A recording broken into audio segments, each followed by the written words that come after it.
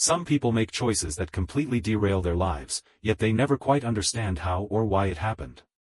My wife, Vanessa, is one of those people. Hi, everyone. Welcome back. Thanks for being here today. We've got a brand new story to share, so let's get started. My name is Lucas, and if you've ever been blindsided by someone you trusted, then this story might resonate with you. I truly believed Vanessa, my wife, was my biggest supporter. I was wrong. This is the story of how I caught her cheating with my boss. The moment I saw it with my own eyes, I knew my life would never be the same again. I've always believed in hard work, that if you dedicate yourself, make sacrifices, and put in the effort, eventually, you'll reap the rewards. I worked at Sterling Enterprises, one of the most prestigious firms in the industry. While my coworkers clocked out at 5 sharp, I stayed behind, making sure every report was flawless and every strategy was solid. I wasn't just meeting expectations, I was investing in my future. And now, all that effort was about to pay off. The company's annual Sterling Enterprises dinner was approaching. It wasn't just another corporate event, it was formal, exclusive, and high stakes. Promotions weren't just sent out in an email. They were announced in front of hundreds of executives, clients, and employees. If your name was called that night, it meant your work had been recognized, that you were moving up, stepping into a bigger role. And I knew I was one of the top contenders. This wasn't just about a new title. It meant a higher salary, better opportunities, and real influence within the company. That night was supposed to be a celebration, not just for me, but for us. If there was one thing I was sure of, it was Vanessa, my wife, my biggest supporter, my partner. We had been together for years, and through everything, she had always been there. She wasn't just the woman I loved, she was the one who believed in me, even when I doubted myself. I never questioned her loyalty. Not once. I never had a reason to. At least, that's what I thought.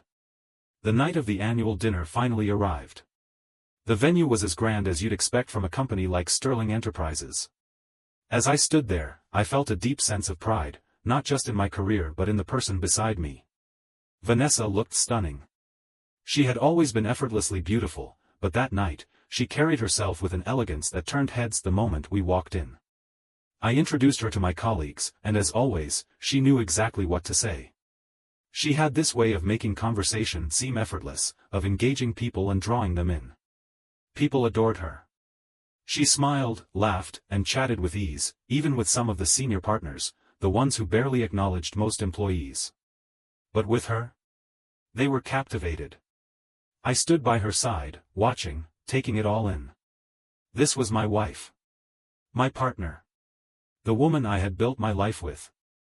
And in that moment, I felt proud to have her with me, proud that she was mine. But as the night went on, something felt off. Vanessa seemed drawn to Richard, my boss. A man with influence, power, and connections. He wasn't just respected at Sterling Enterprises, he controlled opportunities. He was the one who decided who advanced and who stayed in the same place. At first, I brushed it off. She was just being polite, right? Just making conversation. That's what I told myself. But my gut told me something else. At one point, I saw Richard lean in and whisper something to her. I couldn't hear what he said, but whatever it was made her smile. And in that moment, I felt like an outsider, like I was watching something unfold that I wasn't a part of, something I didn't fully understand. For the first time that night, unease settled in my chest. Hours later, Vanessa leaned in close to me, her hand resting lightly on my arm. "I need to take this," she said, holding up her phone just enough for me to see. I glanced at the screen, no name, just a number. I nodded. "Yeah, sure. I'll be here." She gave me a quick smile, squeezed my arm, and walked off, disappearing into the crowd of executives and waiters carrying trays of champagne. At first, I didn't think much of it. I stayed engaged in the conversations around me, nodding as my colleagues discussed market trends and upcoming projects. But then, 20 minutes passed. She still wasn't back. I casually scanned the room, expecting to see her at the bar or chatting with another guest. But she wasn't there. Another 5 minutes went by. I checked my phone. No messages from her. Maybe she stepped outside for some quiet. Maybe the call was just running long. I turned back to my conversation, trying to push aside the creeping sense of unease. Then another 5 minutes. Now, it had been 30 minutes since she left. That's when I stopped making excuses. I felt a nudge on my arm, pulling me from my thoughts. It was Kyle, one of my colleagues. We weren't exactly friends, but we had worked together enough to have a decent rapport. He leaned in slightly, swirling the whiskey in his glass. "You're a patient man, bro," he muttered just loud enough for me to hear. If my wife was that close to my boss, I'd have some questions. I let out a short laugh, keeping my tone light. "What are you talking about?" Kyle took a slow sip of his drink, then shrugged. "Come on, man. We all see it. She's been cozying up to Richard all night," Kyle muttered, swirling his whiskey. Laughing, touching his arm, giving him those looks. I didn't say anything. I couldn't. I just forced a smile and told him my wife was just being friendly. But by now, that nagging feeling in my gut had turned into something worse, full-blown suspicion. I glanced at my watch. 35 minutes. It had been 35 minutes since Vanessa had excused herself to take that phone call. I started scanning the room again, searching for her among the sea of executives, servers, and colleagues. But no matter where I looked, she was nowhere to be found. I checked near the bar, thinking maybe she had run into an old friend. Nothing. Then I glanced toward the balcony, a common spot where guests stepped out for fresh air. Empty. That's when it hit me. I hadn't seen Richard in a while either. A cold wave of realization crept up my spine as my mind started piecing everything together. My heartbeat picked up speed, my chest tightening with unease. I started moving through the venue, my steps quickening with every second. Conversations faded into background noise. I wasn't even sure where I was headed, my feet were just moving, driven by an instinct I desperately wanted to be wrong about. Then, as I turned into a quieter hallway, I passed the restrooms. That's when I heard it. A low murmur, voices, barely audible through the thick door. I slowed my steps, straining to listen, my mind racing with possibilities. Then another sound. A muffled moan. I froze. My body felt heavy, my heart slamming against my ribs. I took a step forward. Then another. I stopped just inches from the restroom door. I forced myself to speak. "Vanessa?" Silence. I swallowed hard, my voice firmer now. "Vanessa, are you in there?" Still nothing. And then, a rustling sound. Not the innocent shuffle of someone fixing their clothes, but the unmistakable noise of people caught in the act. A hesitation. The kind of silence that screams guilt. That was all I needed. Any patience I had left snapped. I reached into my pocket, fingers wrapping around my phone.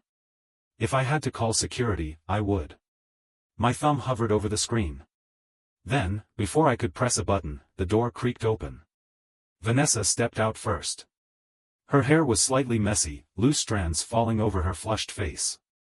The elegant dress she had worn so perfectly earlier, now wrinkled, askew, like someone had been pulling at it. And then, Richard. He followed right behind her, his tie loosened, the top button of his shirt undone. His face wasn't panicked like Vanessa's. No, his expression was unreadable, his jaw tight, like he was already calculating the damage. For a moment, none of us spoke. We didn't have to. The truth was staring me in the face. I felt nothing. No immediate rage. No outburst. Just a cold, hollow certainty. I pulled out my phone, unlocked it, and hit record. I spoke evenly, my voice steady. "Today is the annual Sterling Enterprises dinner. This is my wife, Vanessa. And my boss, Richard. I just caught them making out in the restroom together." Richard stiffened. Vanessa gasped, stepping toward me, her voice breaking. "Lucas, please." I lifted a hand, cutting her off. I wasn't interested in excuses. I wasn't interested in explanations. I kept the camera on them for a few more seconds, watching as their perfect little lie collapsed under the weight of reality. Then, without another word, I stopped the recording. And I walked away. I didn't say a single thing to either of them. There was nothing to say. There was nothing left to fix. I didn't need a pathetic explanation from Vanessa. I didn't need a weak apology from Richard. I left them both behind, got into my car, and drove home alone. I didn't care about the promotion anymore.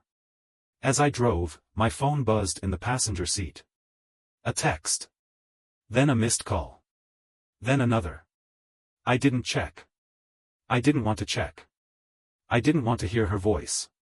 An hour later, the front door creaked open. Vanessa stepped inside. Her face was streaked with tears, her makeup smeared.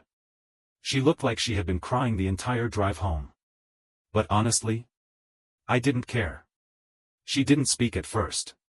Just stood there, searching my face, desperate for some kind of reassurance. Some kind of opening to fix what was already broken beyond repair.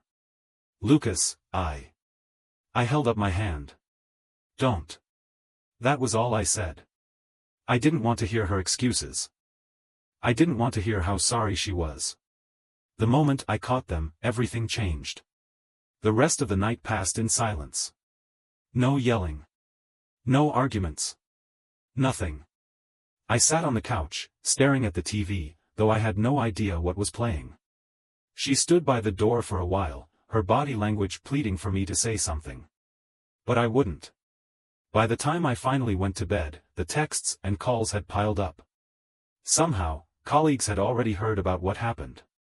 Everyone wanted to know why I had left early, what had gone down. I ignored all of them. I didn't care about the gossip. I didn't need to hear the whispers. I woke up knowing, without a doubt, that I was done. I knew Vanessa was still somewhere in the house. Probably sitting in silence, waiting for me to speak, hoping there was still something left to salvage. But there wasn't. I got out of bed and took my time heading to the kitchen. And there she was. Vanessa sat at the kitchen table, her hands wrapped tightly around a coffee mug that had long since gone cold. The second she saw me, she looked up. I stepped into the kitchen, my gaze landing on her immediately. Vanessa's eyes were bloodshot and swollen, evidence of a night spent crying. The second she saw me, her lips parted, her voice breaking with desperation. Lucas, please. I pulled out a chair and sat down across from her. My expression remained unreadable. I didn't speak right away. I didn't offer comfort. I wasn't here for that. I was here to end this. Our marriage is already over. My voice was calm. Firm. Absolute. There was no anger left, no need for shouting, accusations, or dramatic confrontations. The damage had already been done. Vanessa flinched as if I had physically struck her. No, Lucas, please, she begged. It was a mistake. I messed up, I know I did. But we can get through this. I love you. I let out a short, humorless laugh, shaking my head. You love me? My voice was filled with disbelief. Was it just Richard? Or are there more? She didn't answer. She didn't even try. And that silence, it was all the confirmation I needed. I exhaled slowly, pushing my chair back as I stood. Your stay in this house ends when the divorce is finalized, I said, my tone unwavering. After that, we're done. Tears spilled down her cheeks. Her body shook as sobs racked through her, raw, uncontrollable. But I didn't stop. I didn't look back. I turned and walked away, leaving her alone with the only thing she had left, the consequences of her own betrayal. News travels fast in corporate circles. But a scandal like this? It spreads like wildfire. At first, it started as whispers. Colleagues exchanging knowing glances, hushed conversations in the hallways. I ignored it. I had no interest in office gossip. By Monday morning, though, it had reached the higher-ups. Richard getting caught sneaking around with an employee's wife wasn't just a personal embarrassment, it was a professional disaster. Sterling Enterprises prided itself on integrity and leadership. And Richard? He didn't just cross the line, he obliterated it. An internal investigation was launched. And as they dug deeper, they uncovered something that didn't surprise me at all. Turns out, Vanessa wasn't the first. Richard had a history of affairs within the company. He had used his position to pursue multiple women in the workplace, manipulating situations, blurring lines. Some relationships were consensual. Others? More complicated. Power imbalances disguised as mentorship. HR had ignored it before. But now? Now, they had evidence. Witnesses. A scandal too big to sweep under the rug. By the end of the week, Richard was placed on leave. A week later, he was fired. Just like that. His career, his entire reputation, destroyed. The once powerful boss who had controlled everyone's future had just lost his own. And me? I didn't celebrate. I didn't gloat. I didn't even care. By the time Richard's downfall was complete, I had already moved on. Vanessa, though? She still didn't get it. Even after everything.